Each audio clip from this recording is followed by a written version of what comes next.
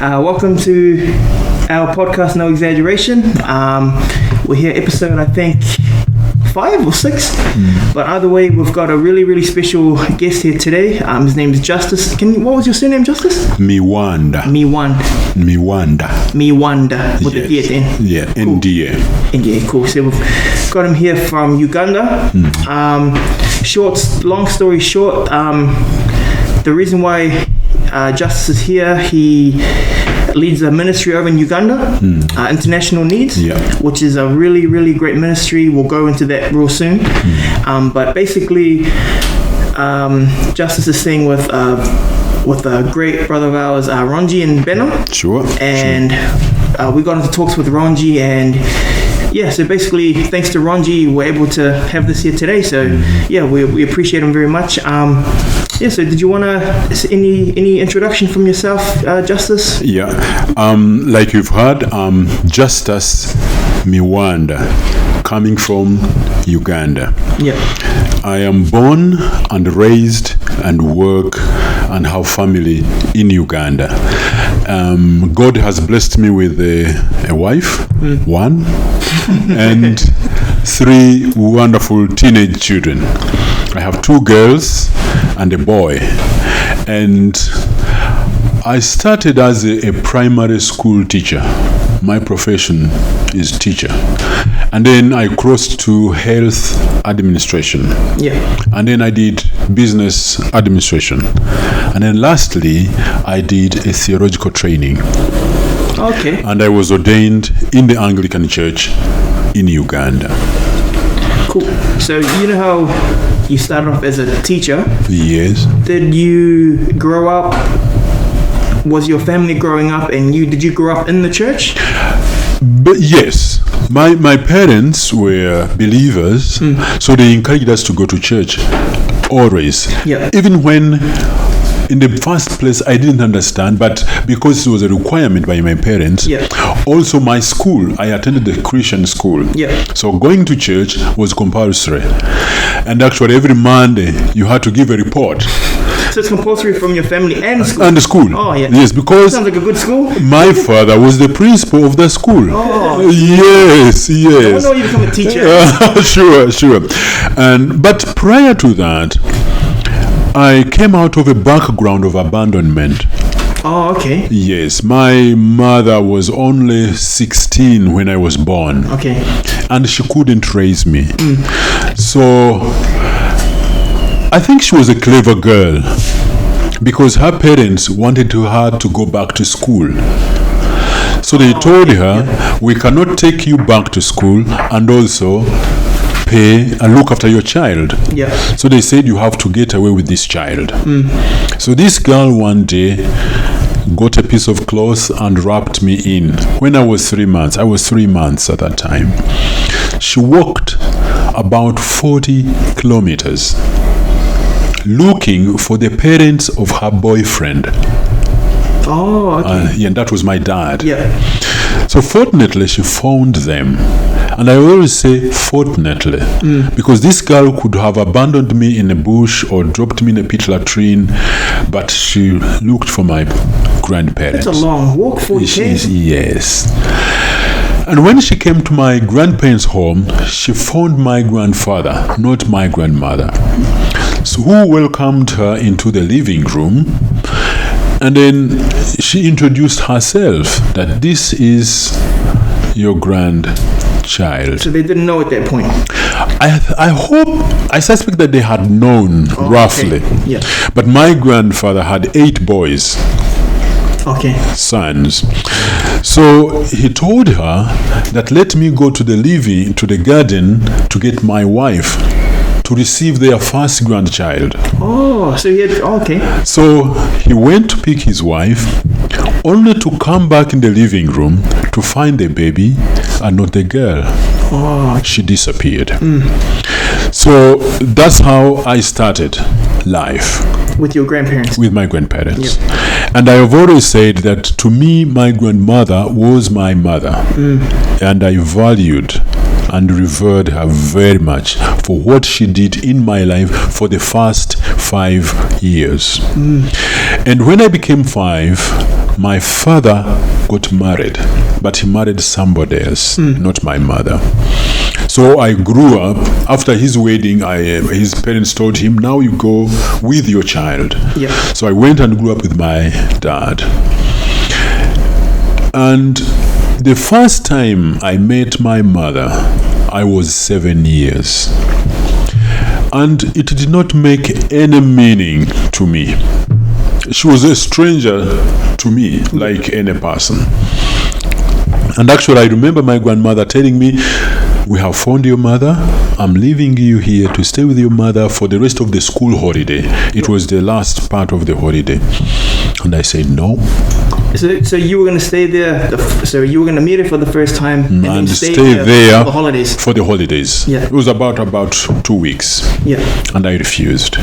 So I went back with my grandmother. Yeah. And I have always shared with my people and congregations that in my life, I met my mother 5 times. And I remember each of the day I met my mother. And the last time, the 5th one, she was already dead in the coffin. Oh, okay. And that was hard. I cried. And I blamed God. And I asked God, why did you allow this? My mother was only 41 when she died. 41, yeah. She was very young. And I didn't get an opportunity to feel that relationship and warmth with the mother. And that's what hurt me most. Because I had already finished my training as a teacher, and I was teaching, I was earning a salary, and I thought I need to do something for my mother. I need to bridge that gap that we missed. I needed her to be proud of me, and I also wanted to be proud of her, but that was not possible. It was then a few years later, I was invited to work with international needs. And when I was introduced to the work, at that time they had 465 children, most of whom were orphaned. So when you say 465 children, do you mean there were 465 children in Uganda that were being sponsored? No, not all, total, sponsored and non-sponsored. So my boss then took me and introduced me that this is what we are going to do. You are going to look after these children. So somehow the question I had asked God, why he had taken my mother so early, came back. And I got what I call a simple answer. And it came to me that God was preparing me for the job that I was taking on.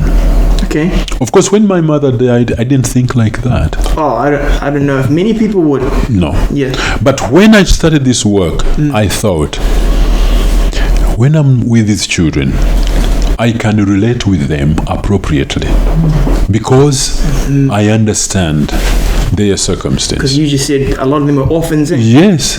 And actually the difference is that most of them would never meet their parents because they died. For me, I got a chance that I got to meet my mother and my dad. So I started the work and I related with these children. When they cried, I can cry with them because I understand them. Yeah. And from that time, I have enjoyed a wonderful 16 years working with such children. Before we go on, can I just get you to quickly touch on what international needs is? Because we might touch on it later, but just in case we don't, do you want to give a brief, because it's an awesome ministry. Yeah. And I think when I was going to the waterhole where Ronji attends, I think it was Ronji that introduced it to us. I definitely heard it there, but do you want to quickly touch on what it is? Because it's an awesome ministry. Yeah, International Needs is a Christian charity organization. It started in New Zealand by somebody local in New Zealand. Is it in Tauranga?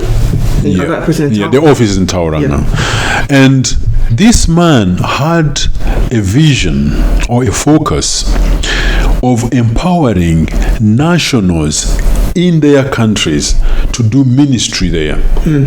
He was saying that it's very expensive for New Zealand or England or America to send missionaries to African countries or Asian countries. It is very expensive. It can be very culturally inappropriate. So he said, let us change the trend. Instead of sending missionaries, let's empower the local people because they know the language, they know the culture, they can contextualize the work to their people. And it is very cheap. So he started International Needs. At that time, he was the then president of Youth for Christ worldwide. Okay. And then he had gone for the Lausanne conference. And then in his room, hotel room, he got this vision. And then he announced that I want to resign as president of Youth for Christ and I want to start another ministry, which is International Needs. So it is now in about 40 countries worldwide. Each country having its own ethos and focus. In Uganda, we were focusing on disadvantaged children and then evangelism. In Ghana, they were focusing on releasing slaves. Oh, okay. Yeah. So each child slaves? Yes. Yeah. So in each country we have our own boards, our own strategic plan, our own staff, and our own leaders. It'll be good because you guys who are there will really know what you need first. Sure. So for me, I think it's this organization, International Needs, that has really helped me to use my gifting, to be trusted. The Kiwi have trusted me with their money. The Americans have trusted me with their money and even their resources and their people. And they have left me to exercise my gifts, my education within my locality. And for me, when I'm trusted, that's one motivation to do work. So it has helped me really to do work and to prove to them that even Africans can do something on their own if empowered. Because possibly what we don't have is the money and the resources and sometimes the training.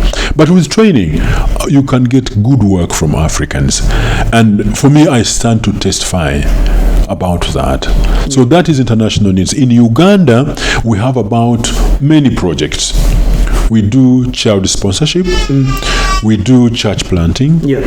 We do household income enhancement. We support families to have income on their own. We have projects to fight AIDS. I read that. That's yes, because in 1986 the infection rate of HIV in Uganda was at 30%. Far out. To date, it is at 7%. And this is mainly because the government supported the campaigns, and the church got involved to fight and solve the AIDS scourge. And then International Needs and other organizations also came in to participate in the reduction of the infection rates in HIV/AIDS. When you're talking about what you guys do in Uganda, it's if people might use the word charity, but I don't think the word charity really does it justice. Because charity sounds like someone is paying for someone else and providing everything, but really it's just providing a bit of resources because once you guys are upskilled, you guys are skilled to look after yourselves, and everyone that you're looking after will be able to look after themselves. Well, what was it like for you, when you were teaching? The gap between you teaching to when you worked at International Needs, what was that like when you're thinking about doing it? Like, was it something that you didn't want to do, or you felt You know what I mean? You felt convicted to, or what was that process like? Yeah, in the beginning, I was, as a teacher, my church leader encouraged me. Actually, he challenged me first. Oh, okay. He's told me, I think you can be better, be a pastor. And I said, yeah, I think of it, but I fear it. Yeah. I had about 3 fears. One, I feared to be under somebody, because when you are a priest, you will go by the senior priest. Yeah. What he tells you, where he sends you. Secondly, I feared the ordination part. To be ordained and then... Well, why would you fear that? Yeah, because I felt that when you are ordained, you are tied to that. Okay, yeah. And you are not free to go where you want. Like you signed this big contract. Yes. You're set there. Yes. You are not free. Yeah. And then I also fear the expense of training, because I had to do the training first. But this man came back to me after 1 week. He wrote me a letter that if you feel that this is your direction, I'm ready to pay part of your training. Oh, okay. And I said, wow. That gives you this is God. God, when he wants you somewhere, he will provide. So he gave me part of the money and I did the training. Now, after you are ordained after training and you are asked, do you want to be ordained or you want to be a free but with a theological training? So when I went to ask my wife, says, what do you think? Should I be ordained or should I leave it? She said, yeah, but now you are trained. Why don't you get ordained? Yeah. So I was ordained in 2003.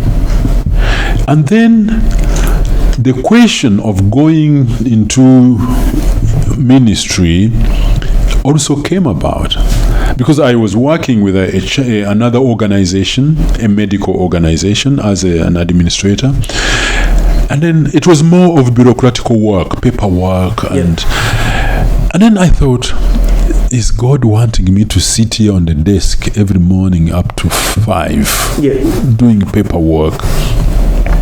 And my wife said, yeah, but I think you have a gift of working with people. Why don't you try it out?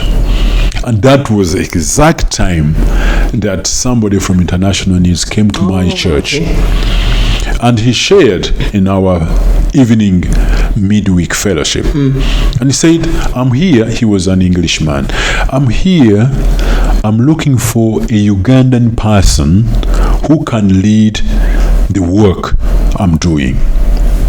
And we asked, what work are you doing? I said, we are looking after disadvantaged children, we are doing church planting and many other things. I didn't think it would be me. In that evening, I was interpreting. So he was speaking English and I was putting in our local language. Okay. So I didn't think that it was going to be me. So after the fellowship, the following day, one of the elders of the fellowship gave this Englishman my phone number. And he called me.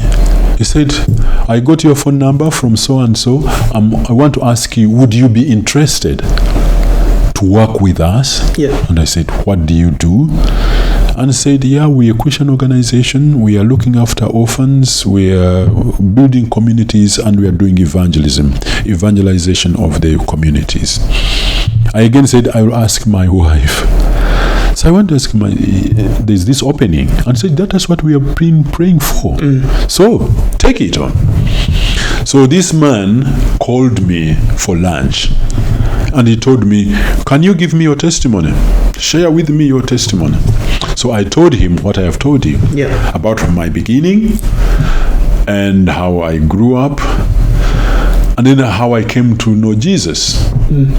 Was there a particular time in your life that you did come to know the Lord? Yes.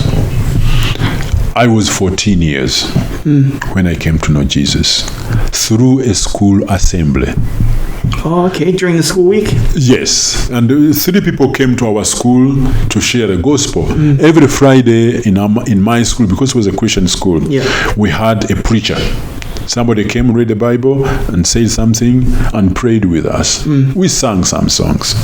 So again, this time, 3 people came and they shared the gospel in a very simple way, Sunday school way, with pictures and choruses and puppets.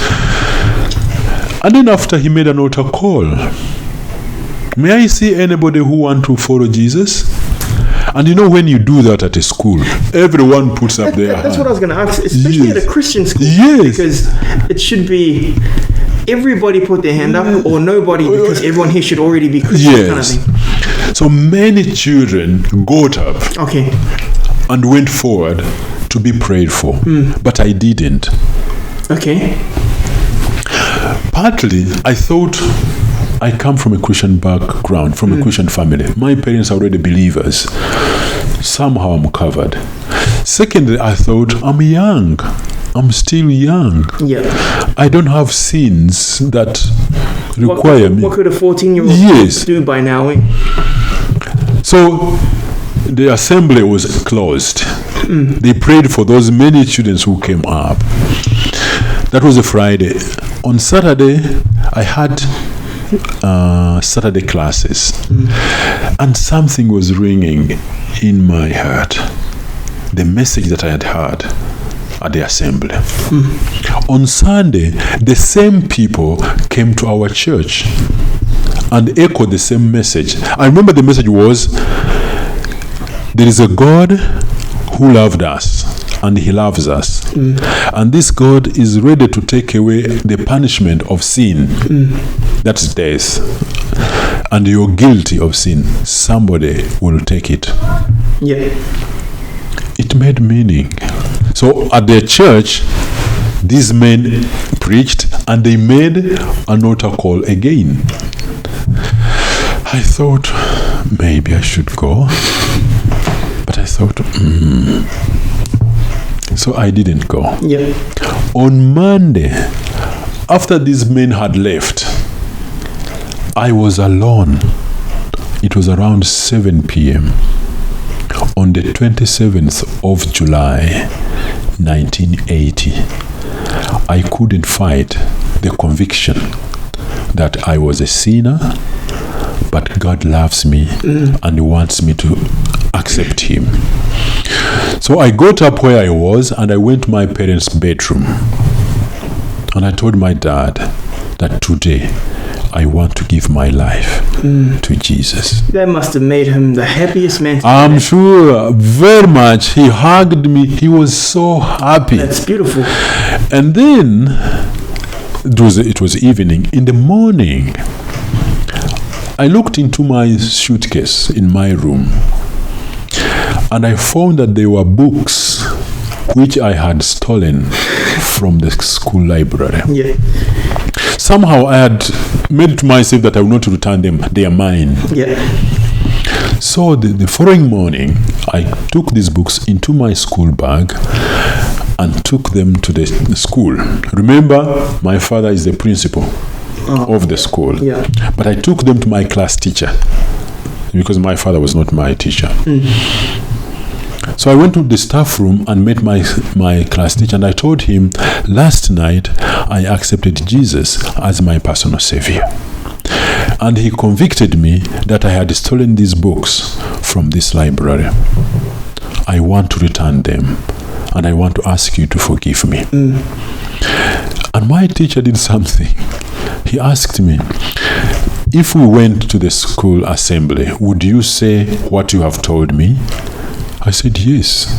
First of all, I had thought that it will end in the staff room. Yeah. Return the books, clearly forgiven. But he told me, I want you to say that at the assembly. And remember, this is a Tuesday. Our assemblies are always on Fridays. So you had 3 days to think about it? Yes. No. He sounded the bell and called the assembly in the middle of the lessons. Oh, true. And he took me and he made me stand in front of 600 students. And he told me, can you tell them what you told me in the staff room? So I said, last night I accepted Jesus as my personal savior. And he convicted me that I had stolen books from the library. I want to be forgiven, and I want to return these books. Yeah. And my teacher made a very simple prayer that morning, very simple. And he told us, go back to class. I want to say the decision I made that time is a decision that I still stand on. It's a decision that has helped me and has guided my life up to today. So that was 1980, right? 1980, yeah. So that's nearly 40 years. Yes. Can I ask you one thing? It's really random because you've brought it up that, you know, the incident that you had with your mother passing away, and that with you, and for you to see that as the Lord preparing you for the role that's coming up with the orphans. Yeah. It's crazy because when you say that, maybe for the last month, I've spoken to different people, and growing up, you hear that it's important that you have a good relationship with your parents, and that when your parents aren't there, there's a big gap in terms of kids growing up, and I just find it's really weird that, and for the last month I've heard that from different people, and then now you're telling me that now, and like you said, with the kids that are orphans, only you would really get their pain, and there's something missing, and you can relate to what's missing. Sure. And it was a bad beginning, bad history, but also to see that God can change our history. It doesn't have to be the end. Yes, He can change it and make something good out of it. And I'm very appreciative to God of that He changed my history for the better and for the purpose of helping others to know Him. And I can talk about it now freely because I can see the good that came out of it. Yes. So in International Needs Uganda, we have several programs. I was just about to ask you about the programs. Yeah. The first one is child sponsorship. Yeah. We believe that if we are to change Africa or change Uganda or the family unit or a community, we start with education. And you can start with one child in a family. Educate this child, boy or girl, because you know that when they come to school, they will learn very simple things: washing hands after toilet, boiling drinking water, or using a pit latrine. These are things somebody who has not been to school will never hear of. They may hear them from somewhere else, but in our curriculum, this is embedded there. So you know that when a child comes to school, is not only going to learn academics, writing and counting, arithmetic, but you also learn those skills and those values. Look after yourself. Yes. So that's why education is very important and crucial for our society, but more so for these children who don't have parents. Because if they don't get education, the cycle of poverty will always be complete. So because her mother was not there, she didn't go to school. So when she gets children, she will not send them to school. But if you educate them, we have broken the cycle, and it will give hope for the future of this boy and girl. With child sponsorship, can I just confirm that the kids that are sponsored, the gospel is shared with them, right? Very much so, because we are Christian private schools, and we can share the gospel. Actually, in my school, every Wednesday and Friday, we have the assemblies. Just like back in the day. So we invite preachers or the teachers themselves, and they speak the gospel unto these children. That was because when Ronji shared to us about international needs at the church we were going to before, I think that was the key point of the ones of us that did sponsor kids, because we knew that physical things would be provided, but knowing that the gospel was going to be provided, it's kind of like it's a new level of assurance, and added value.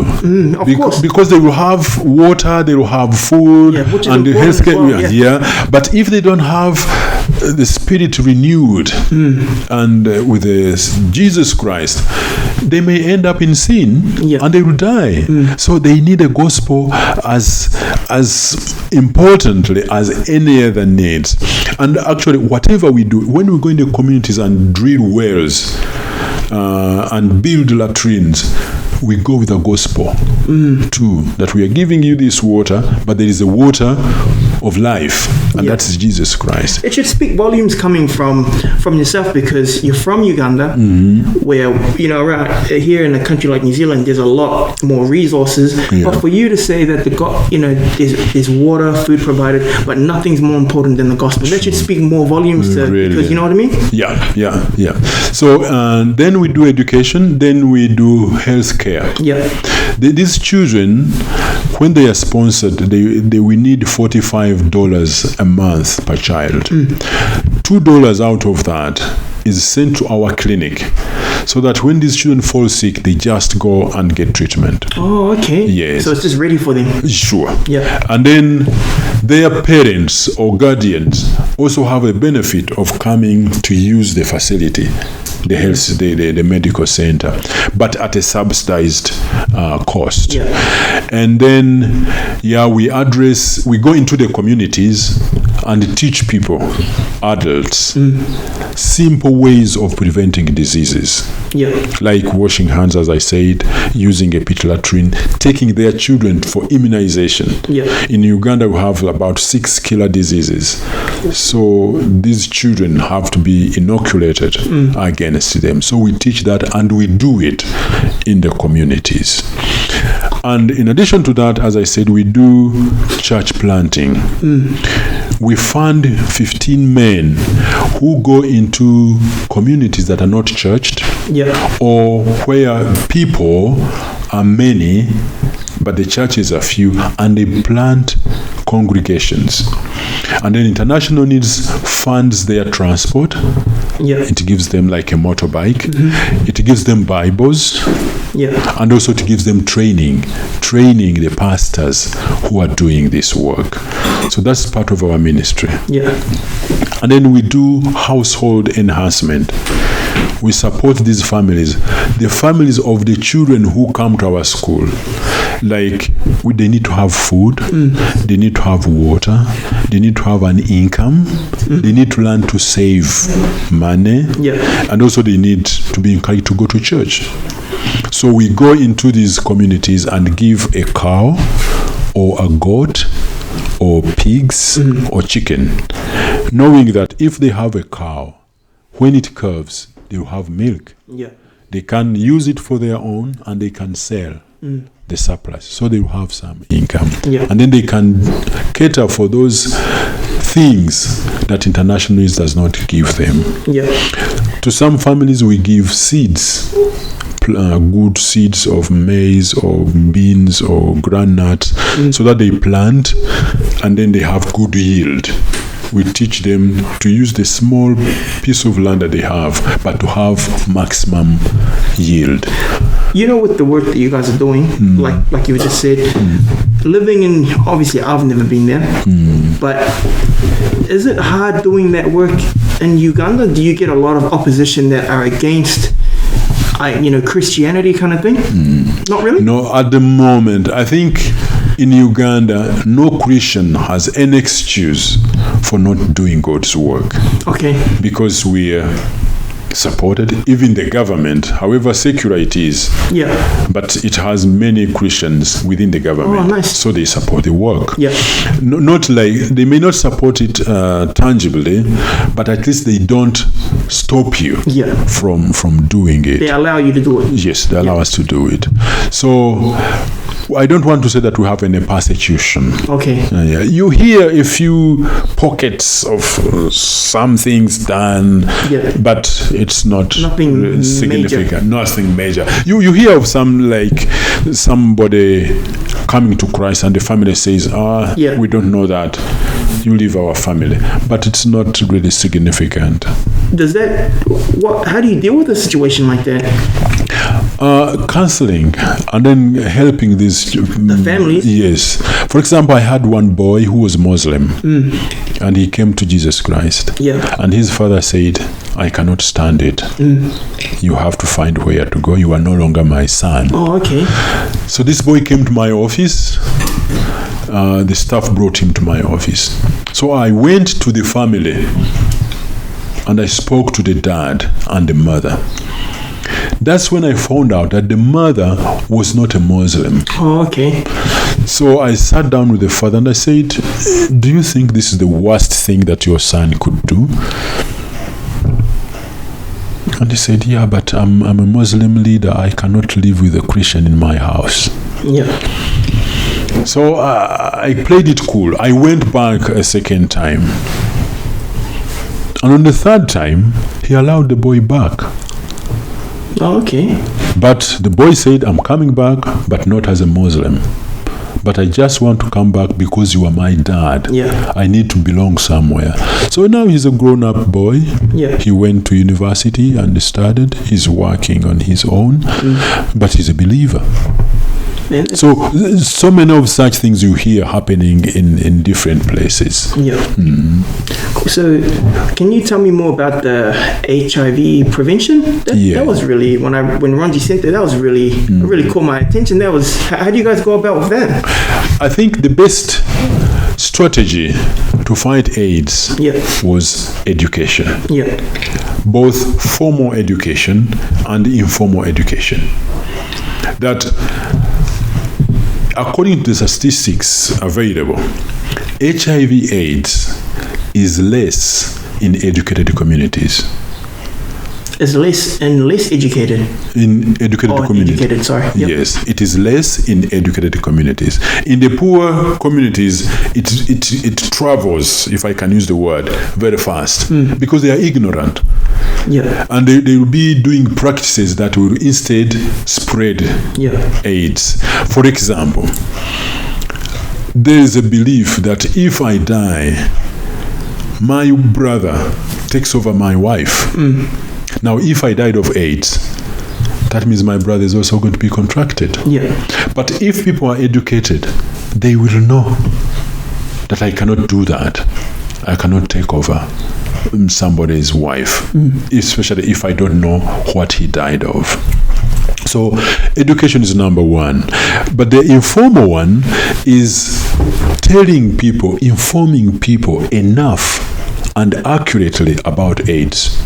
Yeah. So that people know what AIDS is, how it is spread, its signs and symptoms, and what you can do to prevent it. Those four things.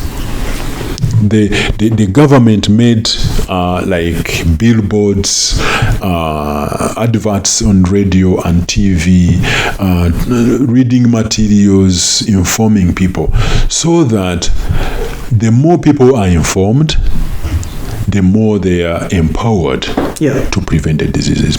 Secondly, was the church's involvement in the fight against AIDS. The churches came out to support government.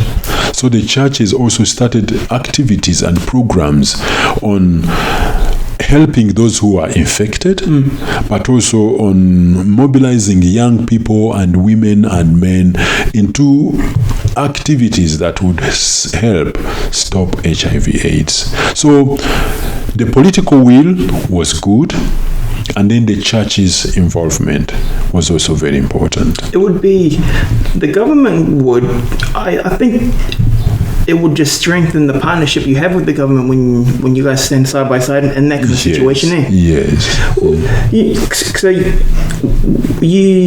at the moment here, you're speaking at different places, right? Here in New Zealand. So how long have you been in New Zealand for? About tomorrow will be a week here. Is this your first time here? No. Oh, it's not? This is supposed to be my 10th time. 10th time? Yes. I started coming here in 2004, and I was coming like every year or every after 1 year. Cool. So well, that's even better then. So because you've been to New Zealand quite a lot, what's your take on the church culture in New Zealand? at the moment, if you have one? And I'm not saying in a critical or anything like that, but like, what's your take been the times you've been here? I think what I have observed, the church here has a soft landing. It is soft, comfortable. I think the church here needs to go out a bit. What do you mean? I mean, I probably agree with you, but what do you mean in particular? Like, for example, we need as many Kiwis to know what is happening in Africa. Outside of New Zealand? Yes. Yeah. Because here it's very comfortable. But there is poverty, there is disease, there is lack of everything. So if people go out, just like the Great Commission, that Jesus wants us to go out and reach out to others. So that's one thing that I feel that the church here needs to do as a way of fulfilling the Great Commission, but also to educate themselves, and also to be part of what God is doing elsewhere. I think they need to move. They need to move from their comfort zones and reach out.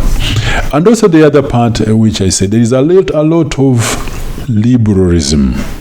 Yes, a compromise. Yeah, because when you said that there isn't much, there's the usual opposition that you have in Uganda in terms of you guys spreading your ministry, but not enough to be an excuse to say no. I was surprised when you said that. I thought, because I wouldn't say there are excuses here, but we do hear a lot of opinions that are liberal, that kind of wouldn't really approve of the Christian message, if that makes sense. Yeah, but it's not right. Yeah, I mean, no, I'm just saying, because you've said that New Zealand is quite liberal, it highlights of what the surprise I had when you said that we're a lot more liberal than Uganda. Much more. Oh, okay. I think there is a lot of dependency, understanding on the orthodoxy of the church in the Africa and possibly Asia. Yeah. They are firm. What does the Bible say? Whereas here in the Western world, there is a lot of manipulating of the Bible and making it suit the desires of the people. I call it shifting goals. People want to score very quickly, so they shift their goalposts. And we see that a lot in the Western world. And I think we need to go back to the Bible. What does the Bible say? So would you say that in order for the church on this side to, I guess, strengthen, the main thing would be go back to the Bible? Yes. Yeah? That's very important, to go back to the Bible.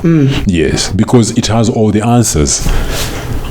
All that we need is in the Bible. We don't need to do sociology, anthropology. No.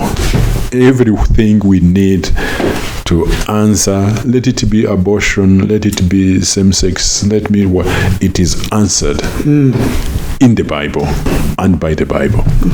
How did you feel? I was surprised when I heard you shared at King's College. What was it like sharing at King's College?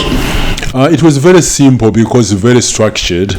But what I challenge the boys is that they can be part of what God is doing elsewhere. And I brought a picture of David and Goliath in the Bible, in 1 Samuel chapter 15, that David was a young boy, but he was willing to fight for his nation, Israel, through fighting Goliath. So I was telling the boys that young as they are, they can do something even for those children in Africa or elsewhere. Let it be going, or let it be taking their change from their pockets.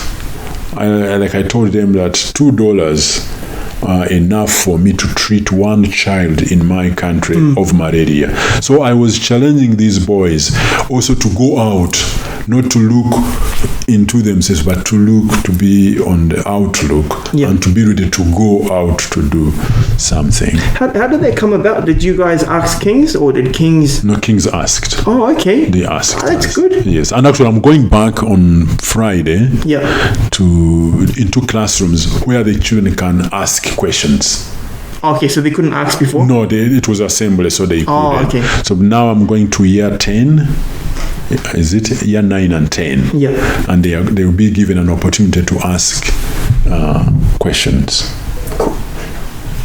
So just, I guess, whatever it is you want to leave us with, even though you've blessed us with a lot, you can. But one more thing I'll ask you is, because I was probably asking myself or anyone that lives on this side,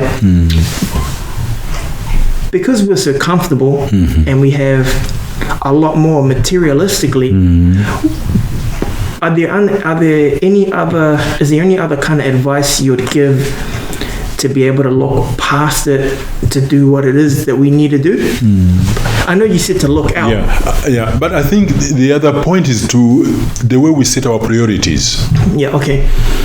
I think like Matthew says that seek ye the kingdom of God and his righteousness. That should be number one. Yeah. And then the other things will be added unto you. Okay. I think that's the message which the Kiwi would need. Because it's not bad to have a car, to have a house, to have material, but where are they in the priority order? Are they above God or are they below God? Are they managing your life or God is managing you using those things? But now and often that's not what we see. We put the things first, and then that hunger in our lives of getting more things other than knowing Christ and his righteousness is not what we see. So I would tell the Kiwi to change the priority order. God first, seek ye the kingdom of God and his righteousness, and then the other things will be added unto you. And in Russia, when there was persecution, the church was growing. There was poverty, there was persecution, the church grew. But now, there's no persecution, there is wealth, the church went down. Possibly, God may have to bring about some persecution in New Zealand so that the Christians may wake up and then get on feet. I don't want that to happen, but possibly that's what God may have to do. That might be what it takes. Yes. Cool. So, as we wrap up, was there anything else to do with you or to do with... You sponsor? Yeah. Oh, sorry. So me and my wife sponsor 3 kids, international needs, and he's one of them. Cool. Yeah. Oh, you know what? The story with him. When Ronji and Benna explained international needs. No, this is Ghana. Oh, yeah, Ghana. There was a Uganda's the other one. No, sorry, the kids took them. Oh, sorry. This is Clement. He's from Ghana. There's another one, Sadras. Yes. He's but anyway, when Ronji and Benna shared with us about international needs ages ago, before I got married, which would have been like 5 years ago. One of the points that I think he made, or someone made, was, bro, you can $40 or $45 a month if you just stop going to breakfast once a week, that's enough to do all that kind of stuff. And then I remember I was in the library and I was still wrestling, like, can I afford it, that kind of stuff. And then I came upon this guy's picture, and I don't know, I got really emotional because I read about his story and stuff like that. And you know how they write letters back. I think he wrote back. He goes, "Oh, thank you. You know, they call you Uncle and Auntie. Thank you, Uncle and Auntie, for sponsoring us. We get a mattress now." Yes. And I was like, "Oh man, you know." And one of my friends who actually came from Australia, he read that and I told him about their story, and then we just both sat there kind of like speechless because it puts everything back into perspective, you know? And like you said, priorities, yes, and that kind of stuff. But yeah, so we've been blessed by that. Good. And like you said at the very beginning, you know, anyone that might want to sponsor, especially if you're a believer, and it's not because you guys are Christians, we should support Christians. Well, that is a good point. But the main thing is you guys share the gospel. Sure. That's the main thing. Through that, yeah. Now, because this boy has an opportunity to hear about Jesus Christ at the school. Yeah. And if he was not sponsored, he would be in the villages, maybe doing nothing, maybe spoiled. So leave alone the fact that he's getting academics, but he's also getting hope for eternity. And it's cool because a little bonus is, I don't know if you've walked through the malls. Sometimes. But there are some people that kind of, do you want to sponsor a kid? All that kind of stuff. Do you already sponsor someone? And you're like, yeah, we do. And then they kind of think you're lying. What's the company? Oh, International Needs. And then you're like, oh, okay, they just walk off. So it's kind of a... Yeah, no, it's very fulfilling. Yeah, it's really fulfilling when they tell you that they're doing well at school. Sure. And you see the change in handwriting. When they started, we are very poor. Now every year it goes on improving.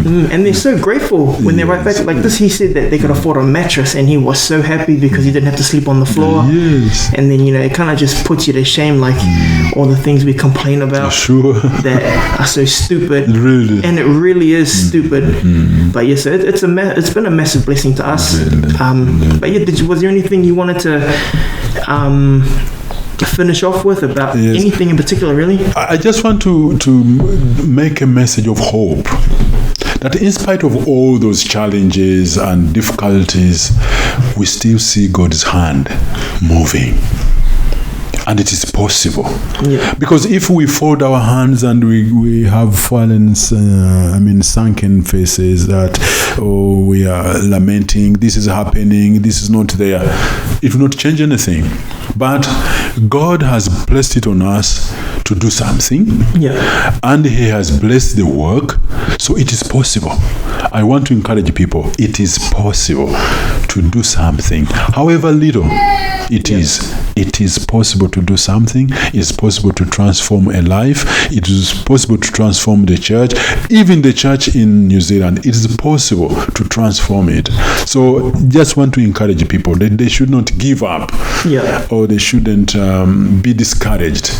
God is in control. Or to think it's impossible. It is impossible. And like the Bible says that he who started a good work, He will lead it to completion, and He will.